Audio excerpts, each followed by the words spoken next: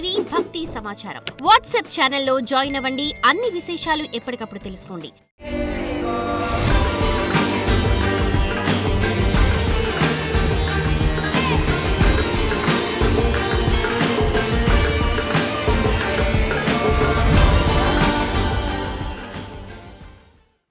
నిజానికి మీ నిజ జీవితంలో కూడా అమ్మవారి ఇంపాక్ట్, ఆ ప్రభావితం చాలా ఉందని కూడా మనం గతంలో మాట్లాడుకున్నాం.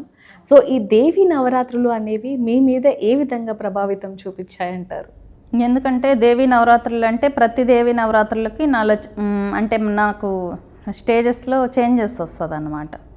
మామూలుగా ఒక దేవి నవరాత్రులు వెళ్ళి ఇంకో దేవి నవరాత్రులు వచ్చేసరికి నాకు లైఫ్లో ఏదైనా ప్రాపర్టీ కొనడం కానీ అంటే అంచెలంచెలుగా ఎదుగుతున్నారు అని జరుగుతుంది. ఎందుకంటే అమ్మవారు ఈ 9 రోజుల్లో మంచిగా దీక్ష చేసుకుంటాం కాబట్టి నెక్స్ట్ దేవి నవరాత్రులు వచ్చేసరికి మంచిగా ఎదగడం, లైఫ్లో కొంచెం ఫేమ్ రావడం, లేకపోతే ఏదైనా ఆశ్రమాలకి ల్యాండ్స్ కొనడం అలాంటివి జరుగుతూ ఉంటాయి.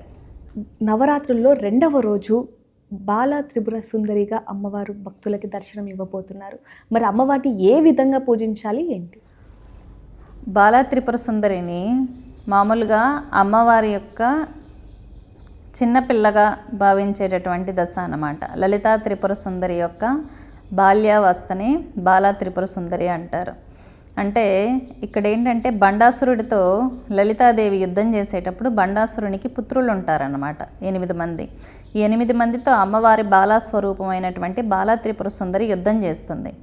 యుద్ధం చేసినప్పుడు ఏముంది చిన్నపిల్లే కదా అని చెప్పి ఈ 8 మంది రాక్షసులు అమ్మవారిని చూసి అపహాస్యం చేస్తారు. అపహాస్యం చేసినప్పుడు ఏంటంటే బాలా త్రిపుర సుందరీదేవి వాళ్ళకి జ్ఞానాన్ని బోధిస్తుంది. జ్ఞానాన్ని బోధించినా కూడా అసురులు వినరు అన్నమాట. వాళ్ళకు ఉన్నటువంటి అసురత్వం యొక్క నేచర్తో అమ్మవారి యొక్క జ్ఞానబోధ అనేది వాళ్ళకు అందదు. కాబట్టి అమ్మవారు వారిని సంహరిస్తుంది శ్రీచక్రం మీద కూర్చొని మరి.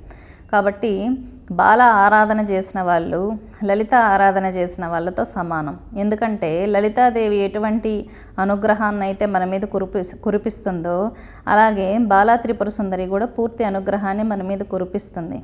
ఎక్కువగా బ్రాహ్మణులు బాలా త్రిపుర సుందరి ఉపాసన చేస్తూ ఉంటారన్నమాట. కేరళ ప్రాంతంలో కూడా బాల ఆరాధన అనేది ఎక్కువగా జరుగుతుంది. అమ్మవారి ఎవరైతే బాలస్వరూపంలో ఆరాధన చేస్తారో అమ్మవారు చిన్నపిల్ల స్వరూపంలో మనకు స్వప్న దర్శనాలు ఇవ్వడం కానీ, మన ఇంట్లో అమ్మవారు చిన్నపిల్ల రూపంలో గజ్జలు కట్టుకొని తిరుగుతూ ఉన్నట్టు దర్శనాలు ఇవ్వడం కానీ జరుగుతుందన్నమాట. కాబట్టి బాలస్వరూపంని ఎవరైతే ఆరాధిస్తారో వారికి సరైనటువంటి పుత్రికా సంతానం కూడా కలుగుతుంది. చాలామంది ఆడపిల్లలు కావాలని కోరుకునే వాళ్ళు కూడా ఉంటారు. అటువంటి వాళ్ళు బాలా త్రిపుర సుందరి ఆరాధన చేస్తే చక్కటి ఆడపిల్ల అమ్మవారి స్వరూపంలో ఆ ఇంట్లో జన్మిస్తుందన్నమాట. చిన్నపిల్లలు ఏవైతే ఆడపిల్లలు ఇష్టంగా తింటారో అటువంటి వాటిని అమ్మవారికి నివేదన చేయడం అనేది చాలా ఉత్తమం.